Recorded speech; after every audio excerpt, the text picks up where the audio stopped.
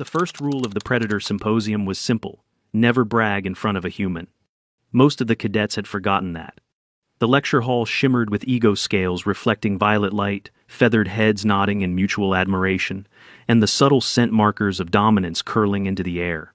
The Predator Ecology program at the Galactic Academy was one of its most elite branches, reserved only for species with hunting lineages.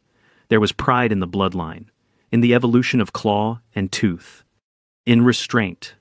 Today's session was titled Predation and Morality, Balance as Apex. At the center, on an elevated dais, stood Professor Karn Veth, an arachniform scholar from the planet Kaldris, whose 8 obsidian black eyes scanned the room as if reading every student's posture for weakness or defiance. His voice emerged from a vocal chamber engineered for elegance, deep and measured. Intelligence, Veth said, is not in the kill, it is in knowing when not to strike. The mark of cognitive evolution is restraint. A true predator takes life not for pleasure, nor for conquest, but to preserve balance, to kill with purpose. The hall rippled with agreement. A scaled Osseran cadet lifted one clawed hand. On our world, she said proudly, we hunt only during the crescent season. Each kill is weighed against herd growth, migration, reproduction, no waste, no recklessness. A feline-like Matari cadet added, our prey is honored. We mark each hunt with a song, a tradition going back 30 generations. Others followed. Rites, ceremonies, hunts regulated by age, caste, lunar phase. The galaxy's predators weren't brutes, they were stewards, artists of the kill. The professor nodded slowly. Exactly. Those who devour without thought perish without legacy. Civilization requires control. Then, inevitably, someone turned. In the far rear corner of the hall, a human sat alone. Eli Ward, Terran cadet. The only one ever accepted into the Apex Behavior program, and not by open application, but under diplomatic inclusion. An exception, not a precedent. He sat still. No scent of dominance, no display of power. Just hands folded in front of him, eyes calm. A soft-snouted cadet with long retractable talons, a creel from the forested moons of Takar, grinned and leaned forward. Earthborn, he said, tone playfully barbed. Tell us of your death world. What balance did you preserve? What noble tradition guides your fang? There was laughter, not cruel, not yet. Professor Veth let the question hang. Eli looked up. He didn't stand. He didn't raise his voice. He didn't show teeth. His expression was mild, thoughtful. We hunted everything on our world, he said. A pause. A breath. Even ourselves. The laughter didn't die, it collapsed. Sound fell away from the room like air in a breached chamber, a silence that felt physical pressure building in the chest, eyes darting toward the translator interfaces embedded in every desk. The software flickered, momentarily uncertain. The system hesitated between 2 tags. Statement. Threat. It settled uneasily on literal affirmation. Professor Veth's upper mandibles twitched. You mean, he said carefully, metaphorically? Eli turned his head, just slightly. No, sir, he said, literally. A ripple passed through the cadets. Some leaned back. One crystalline life form blinked erratically, their pigment pulse stalling to a flat, anxious gray. A reptilian student muttered low, that can't be true. But no one interrupted. The Creel, who had asked the question, barked out a short laugh. Come now. You expect us to believe your kind turned the hunt upon itself? Eli didn't flinch. We started with prey, he said. Moved predators, wolves, lions, bears, anything that could threaten us, anything that competed. We didn't just defend against them, we pursued them, tracked them to the edges of extinction. One of the felines whispered, tracked? Eli nodded once. Endurance hunting. No fangs, no claws, just lungs and strategy. We'd run animals into collapse, make them overheat, starve them of breath, then strike. The room had gone very still. Veth folded 2 of his limbs across his abdomen. And your ecosystem tolerated that? Eli activated the holo console on his desk. Let me show you.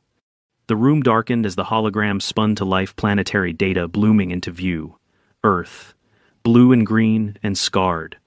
The Creel cadet, still smiling, said, What, more Deathworld drama? Then the data began to roll. Extinction charts, bar graphs of species population collapse, megafauna silhouettes fading to red. The room watched in stunned silence as entire families of apex predators blinked out. Tigers, rhinos, mammoths, bears, giant sloths, saber-tooths. Then came the forest loss, fire, agriculture devouring wildland. Then oceans, fisheries drained, reefs bleached, whales nearly gone. And finally, war.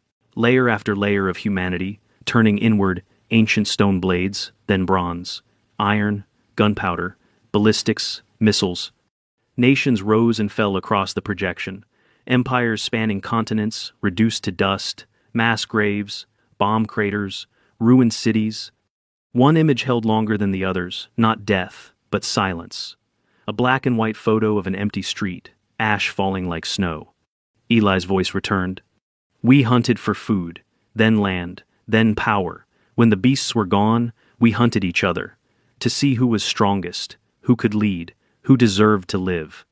The projector flickered to color again, modern Earth, glass towers, satellites, cities stitched with lights, but beneath it, the graphs kept climbing, weapon development, global defense spending, artificial threats. And when there was nothing left to kill, Eli said quietly, we built things to chase instead puzzles. Gods, perfection, we kept chasing. He looked up. We never stopped. The Creole who had laughed earlier had gone very quiet. His talons twitched once, not in challenge, but reflex. One of the younger students, a feathered one from a low-gravity planet, whispered without looking up. There is no balance. Professor Veth didn't argue. The images continued. Olympic champions collapsing on finish lines. Explorers dying in deserts and snowfields, maps clutched in frozen hands. Doctors stitching open wounds in war zones. Children solving impossible equations, in rooms full of screens and no windows. We call it ambition, Eli said, but it's just the hunt. Changed shape. The hall felt colder now, heavier. The Oursel, who had bragged about her people's seasonal restraint, asked, voice uncertain, do you still hunt? Eli tilted his head slightly. Always. Professor Veth stood at the podium. For the first time in 200 lectures, he had no closing statement, no summary, no assignment. He looked down at the glowing world spinning between them. Earth, tagged now with warnings. High, aggression. Historical instability. Active predation. But no one moved to turn it off. He dismissed the class with a gesture. No one laughed. No one spoke. No one looked at the human as they filed out. Eli remained seated, still calm. Still watching. The hunt, after all, wasn't over. It never was. The next morning, the lecture hall was unusually clean. Not physically, the Academy's sanitation drones ensured perfection, but in atmosphere. No stray jokes before start, no scent marking from dominant species, no wing flicks or tooth baring. Just silence, intentional, wary. Professor Veth entered exactly on time, movements clipped. He glanced around the room without comment, as if expecting to find a creature in his own skin he didn't recognize. His primary oculars swept across the benches. Eli Ward sat exactly where he had the day before, same posture, same silence. No one had dared sit beside him. The Predator Symposium had continued it had to, but the focus of today's lecture was different. On the board, projected in four-dimensional clarity, hovered a title that hadn't been in the original syllabus. Phase Shift in Predatory Evolution, Cultural Self-Consumption. Veth faced the room. Yesterday, we explored traditional models of ethical predation. Today, we consider an anomaly. No one interrupted. The data presented by Cadet Ward has been verified, Veth continued. The extinction and conflict records match known records from Earth's Federation submission files. There has been no embellishment, no error. He paused. Which leaves us with a question. A clawed hand slow, reluctant rose from the front row, the Oursel. If their species turned on itself, she said carefully, how did they not wipe themselves out? No one laughed at the question. Eli stood, smoothly, not dramatically. Because we learned to hunt the aftermath.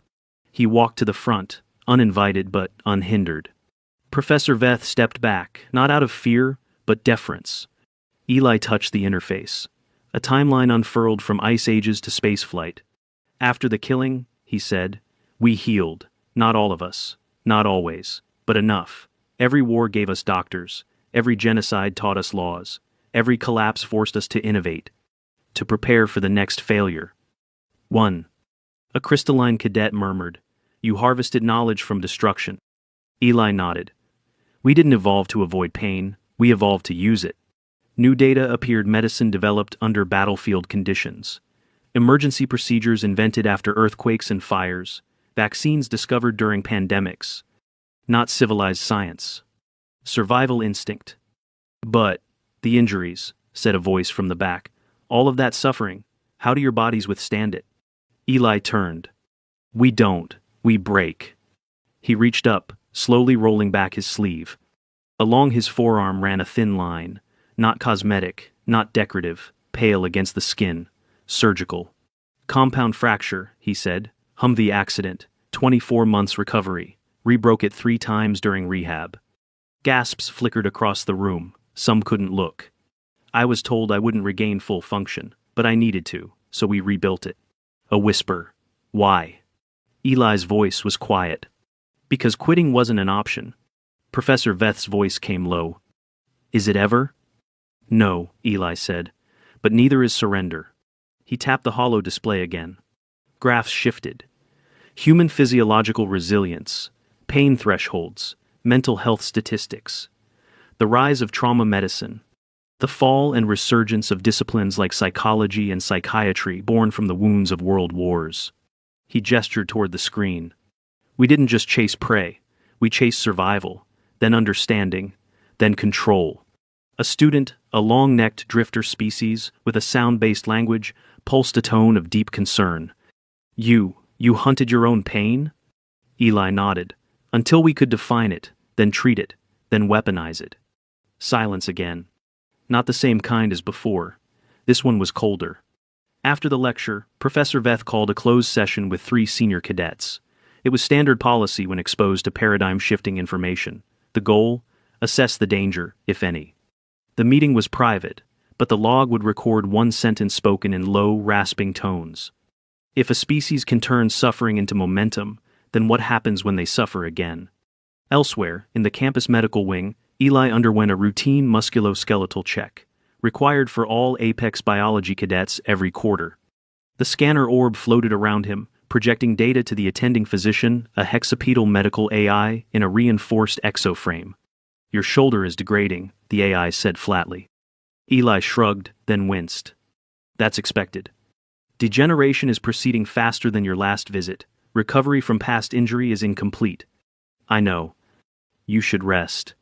I won't. The AI processed this. Expected. It sprayed a cooling mist over the joint.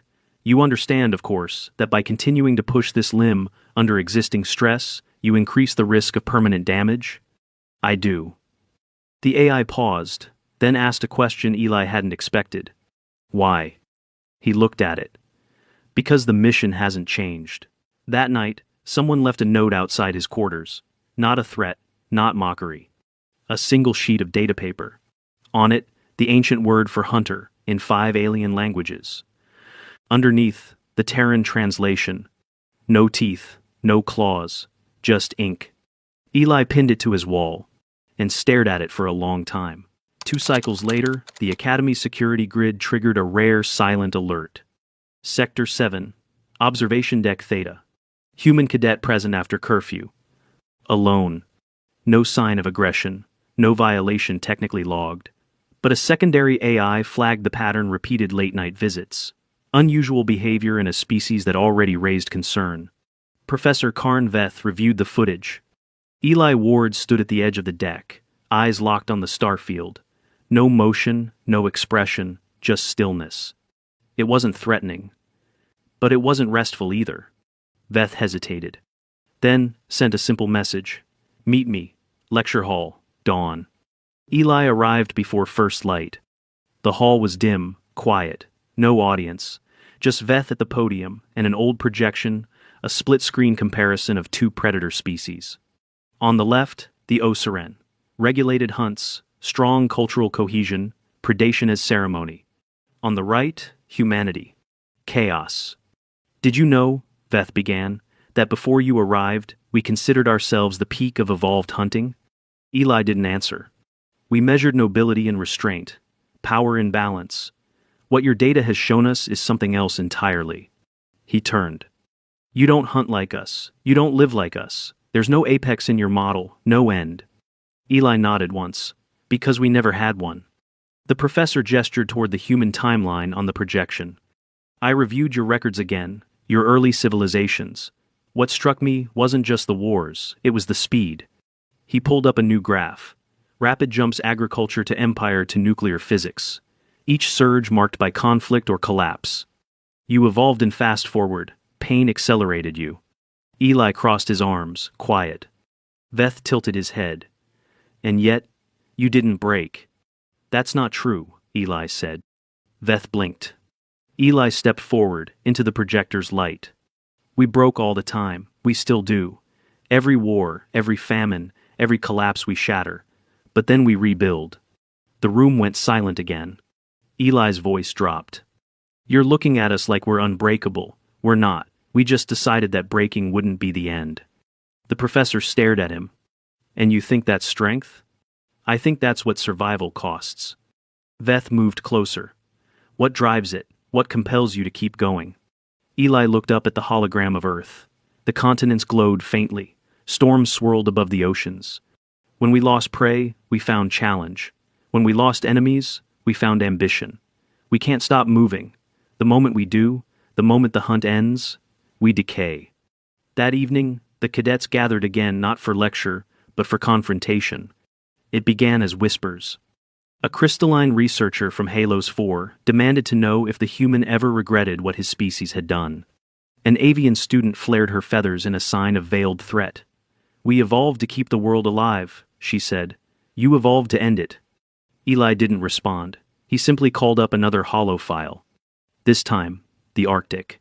Time-lapse footage, glaciers vanishing, species migrating, humans building science stations, tracking melting patterns, coordinating global treaties. He turned to the avian. We ended it, he said. Then we tried to save it. That shut her down. Another student, a herbivore with empathic echolalia, stepped forward, voice shaking. What do you chase now? There are no beasts left, no wilds to tame. What's left for a hunter when there's nothing to kill? Eli hesitated, then said something no one expected. Ourselves. The room held its breath. He continued, slowly. We chase our own limits, our failures, our guilt. That's the new prey, to try and be better than the version of us that survived yesterday. Professor Veth stepped forward. Do you think you'll succeed? Eli's voice was steady. I think it doesn't matter, the hunt's the point. Later that night, in his private quarters, Veth recorded a new research memo, his fourth in a week. Subject: Terran predatory cognition. Summary: a species without natural restraint developed intelligence not to escape the hunt, but to perfect it. Pain is not just a consequence to them, it is a tool. Their evolution was not upward, it was inward. A recursive pursuit of challenge without end. This behavior has implications far beyond ecosystem theory. They are not apexes. They are mirrors. Every species that meets them must reckon with what they reflect, not the predator's restraint, but the predator's hunger. And the Manitin. He closed the log. And sat in silence for a long time.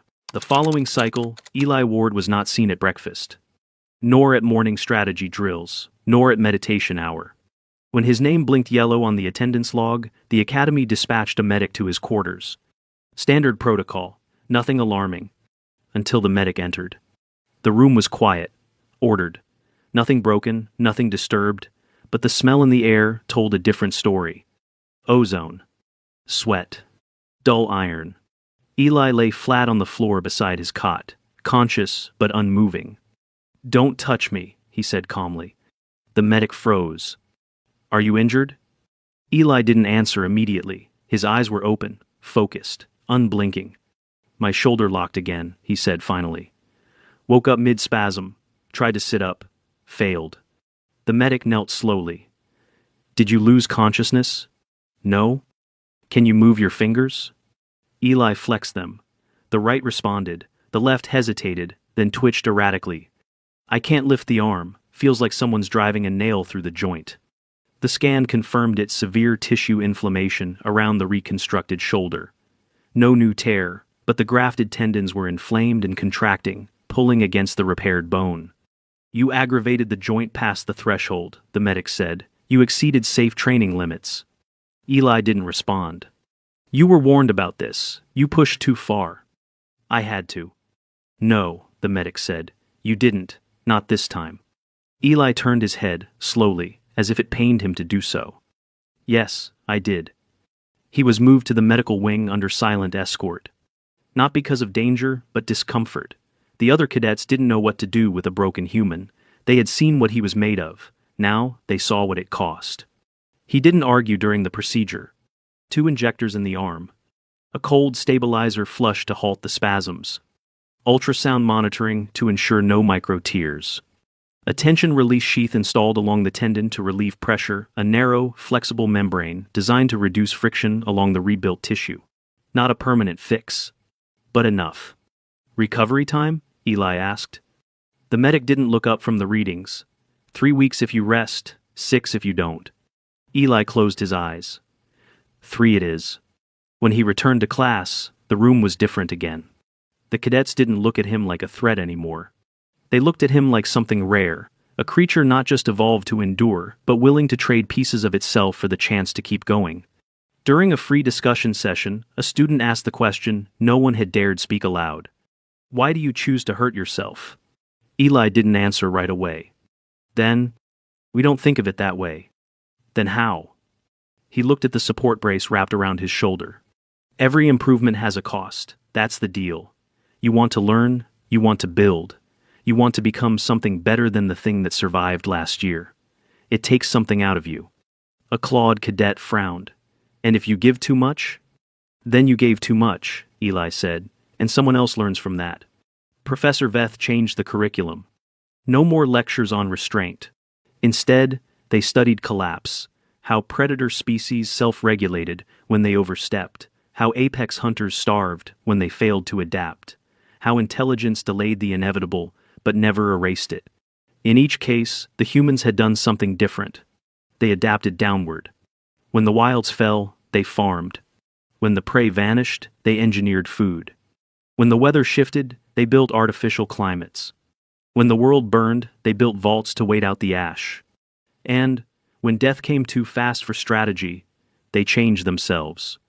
Genetically, mentally, socially. No species had ever documented that kind of recursive self-editing under pressure. It wasn't natural selection anymore. It was directed evolution. A clawed cadet whispered it like a prayer. They hunt the future. That night, Eli stood once more on the observation deck. No security alert this time. The academy had updated the protocols. He leaned against the rail, shoulder locked but functional. Professor Veth approached quietly. You know, he said, I thought I understood what you were. A predator with a longer reach, a more complex ritual. Eli didn't look at him. But you're not. Now he looked. You're not hunters, Veth said. Not truly. You're something older, something worse. Eli raised an eyebrow. Worse? Veth nodded. You're survivors with ambition. Silence stretched between them. Finally, Eli spoke. We never meant to be. Veth studied him. And if you had, what would you have become instead? Eli looked at the stars and said, hungry. Veth exhaled, or the arachnid equivalent, then left without another word. Somewhere deep in the Academy's restricted archive, a new document was marked, Level 9, Access Required. Title, Terran Strategic Behavior and Directed Evolutionary Theory. It included the following observation. When confronted with extinction, most species collapse. The humans, however, refine. Their aggression is not expansionist. It is inquisitive. They don't just want more. They want meaning. Miney. At the end of the file, a warning. If they ever stop learning, if they ever believe the hunt is over, we will not survive their boredom. Graduation at the Galactic Academy of Apex Behavior was not a ceremony. It was a trial. Each species faced a final challenge, drawn from its own evolutionary heritage, a symbolic reenactment of its greatest instinct. The Matari scaled a vertical cliff without aid. The Oursel entered a darkness chamber filled with reactive scent mimics and had to find the real prey by restraint alone. The crystalline skull had to outlast each other in a pure logic chamber, no language, only silence and math. And the human? There had never been a human before. The professors met for hours, weeks, no simulation fit, no trial made sense. What hunt did a species train for when they had no apex to pursue? What challenge do you give the ones who already turned the knife on themselves? In the end, it was Veth who proposed the solution. Eli Ward stood in the center of an empty room. No weapons. No opponent. No time limit. Just a table with a recording device. A single prompt hovered above it. Define what you fear becoming. That was it. No battle, no feat of strength, no sprint through simulated forests or games of dominance. Just the question. He sat down slowly. The table accepted his presence and began to record. His voice was quiet, measured. I fear becoming satisfied. He exhaled once. I fear the day I look at what we've built and say, enough. That I'll stop asking what comes next. That I'll stop wondering if we were wrong. He looked up. I fear comfort. Because comfort was never home. It was always the edge of something we couldn't afford to stay in. The room said nothing. He kept speaking. I fear forgetting what it took to get here, what it cost. Not the blood, not the broken bones, but the moments we almost gave up. I fear forgetting the doubt. He leaned back. I don't want to be apex. I don't want to be admired. I want the question, the edge, the thing we haven't hunted yet. The table chimed. The prompt faded. The test was over. Later, after the formal proceedings, after the oaths, the file transfers, the academy seals pressed into datapads, Professor Veth found Eli by the shuttle platform. His shoulder brace had been replaced with a permanent subdermal regulator. Not cosmetic. He would feel the cold first, always. But it would hold. Veth carried something in his lower limbs. A bundle of woven strands, thin silk threads, knotted tightly around a small stone. He held it out. Your trial result. Eli took the bundle. The stone was warm. I passed? You answered the question. That's not the same thing. No, Veth said. It's better. They stood in silence. Shuttles landed and lifted beyond the glass, their shadows painting fast streaks across the floor. I was wrong about you, Veth said finally. Eli nodded. You weren't predators, Veth added. Not really. Not in the way we are. You weren't hunting meat. Or even survival. He looked at Eli. You were hunting meaning. Eli didn't argue. Do you think, Veth said, you'll ever find it? Eli watched the ships vanish into the sky. No, he said. Veth's mandibles twitched in surprise. You sound sure. I am. He looked back. Because if we ever do find it, we'll stop, and then we won't be human anymore. Veth considered this, then handed him a final data chip. From the Academy records, your lecture. Eli glanced at it. I thought it wasn't recorded. It wasn't meant to be. Veth hesitated. But we kept a copy. Eli nodded. Why? Veth looked out at the stars. For the same reason your people keep scars. That night, as the shuttle passed the edge of Traga 9's orbit, Eli sat alone by the viewport. He tapped the chip once. The recording began. It wasn't loud. It didn't open with a declaration, just the quiet moment when he had first spoken. We hunted everything on our world, even ourselves. And then, it played the silence that followed. He closed his eyes and whispered, not for the recorder, not for the log, but for himself. There's always something left to chase. Above him, the stars waited. Not conquered. Not tamed. Not even close. Just waiting. As they always had. As they always would.